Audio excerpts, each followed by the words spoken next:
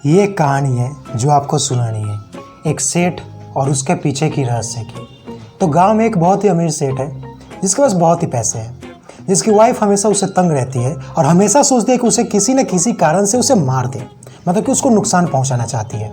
पर कहते हैं ना, जिसको तुम मारना चाहो उसका हमेशा खराबी नहीं होता, उसे बचाने वाला भी कोई ना कोई होता ही है। बस ऐसे ही करके सेठ हमेशा उससे बच निकलता है।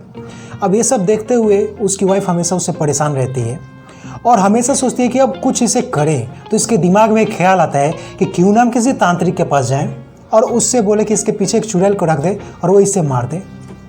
फिर ये गांव के एक पास में तांत्रिक के पास पहुंचती है और तांत्रिक से अपनी सारी समस्याएं को कहती है।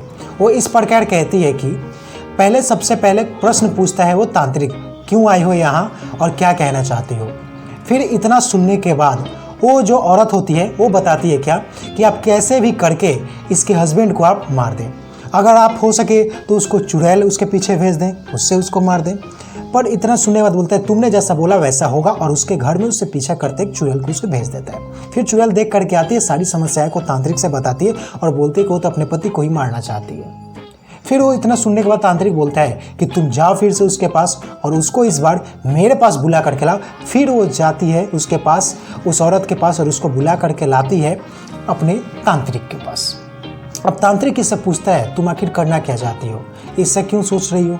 तो फिर वो बताती है कि तुमसे होगा कि नहीं होगा, नहीं होगा तो भी बताओ, बट तुम मेरे से क्वेश्चन नहीं करो, तुम बस ऐसा करो। अब इतना सुनने के बाद तांत्रिक बोलता है ऐसा तो नहीं होगा, क्योंकि तुम जिसे मारना चाहती हो वो मेरा बहुत पुराना दोस्त है और तुमने उसे बहुत बार मारने की प्रयास की और उसे बचाने वाला मैं था। तुम हमेशा सोचती थी बचेगा कैसे, उसके पीछे का रहस्य मैं हूँ। इसीलिए कहानी का नाम था तांत्रिक और उसका रहस्य।